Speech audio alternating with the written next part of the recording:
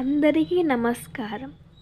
ఈరోజు మనం చెప్పుకోబోయే టాపిక్ ఏంటంటే, మన ఆంధ్రప్రదేశ్లోనే పవిత్రమైన శక్తిపీఠం ద్రాక్షారామం మాణికాంబిక దేవి అమ్మవారు గురించి చరిత్ర, ఆవిర్భావం, ఆలయ ప్రత్యేకతలు, పూజా విధానం, ఆశ్చర్యకర విశేషాలు అన్నీ కలిసి చాలా స్పష్టంగా తెలుసుకుందాం. ద్రాక్షారామం అనేది ఈస్ట్ గోదావరి జిల్లా కోనసీమ ప్రాంతంలో ఉన్న ప్రాచీన క్షేత్రం. ఇక్కడే పంచారామాలలో ఒకటైన భీమేశ్వర స్వామి ఆలయం ఉంది. అలాగే శక్తిపీఠమైన మాణికాంబిక అమ్మవారు కూడా ఇక్కడే వెలిసి ఉన్నారు. మన అందరికీ తెలిసినట్టే సతీదేవి తన తండ్రి దక్ష ప్రజాపతి యజ్ఞంలో అవమానాన్ని తట్టుకోలేక అగ్నిదాహుతి అయింది. దీనిలో శివుడు ఆగ్రహిస్తూ శివతాండవం చేస్తూ లోకమంతా కల్లకల్లోలం చేస్తున్నారు. అప్పుడు విష్ణువు సుదర్శన చక్రంతో 51 భాగాలుగా చేశాడు. అందులో 18 మహాశక్తిపీఠాలు, వాటిలో ఒకటే మాణికాంబిక దేవిగా వెలిశారు. పురాణాల ప్రకారం సతీదేవి ఎడమ చెంప ఇక్కడ పడింది, అందుకే అమ్మవారు ఇక్కడ మాణికాంబికా దేవిగా వెలిశారని అంటారు. మాణిక్యం అంటే కాంతివంతమైన అమ్మవారు ముఖం అనే భావం కారణంగా మాణికాంబిక అనే పేరు ప్రసిద్ధి చెందింది.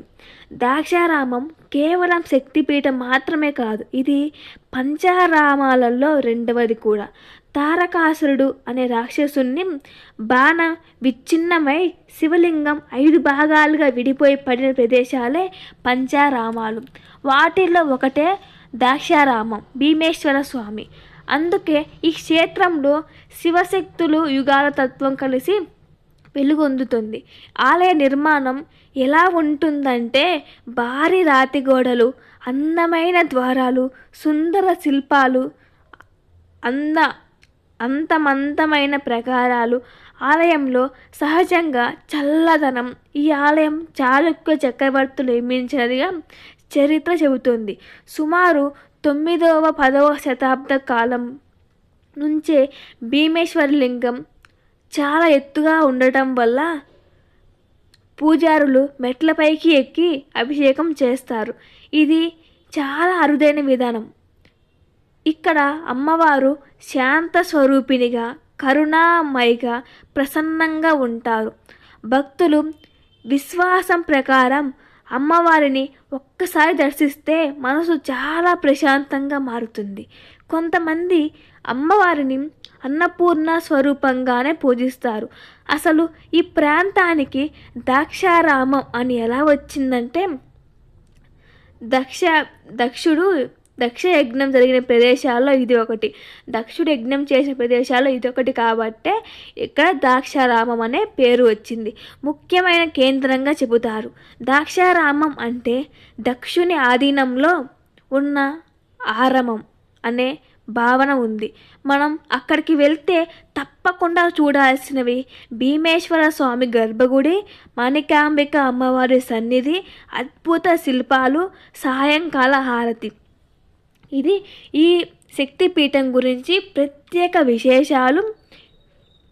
ఇక్కడ అమ్మవారు ఎంత పవిత్రతో స్వామివారు కూడా అంత శక్తితో ఉన్నారు కాబట్టి అంత పవిత్ర క్షేత్రమైంది.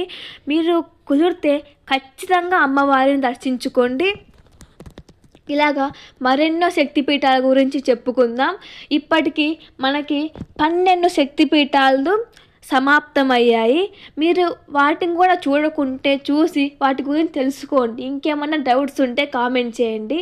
అందరం కలిసి ఇంకా ఎన్నో పురాణ గాథలు, మహాభారతం, భగవద్గీత, శక్తిపీఠాలు, జ్యోతిర్లింగాలు, పంచారామాలు అన్నీ కలిసి తెలుసుకుందాం.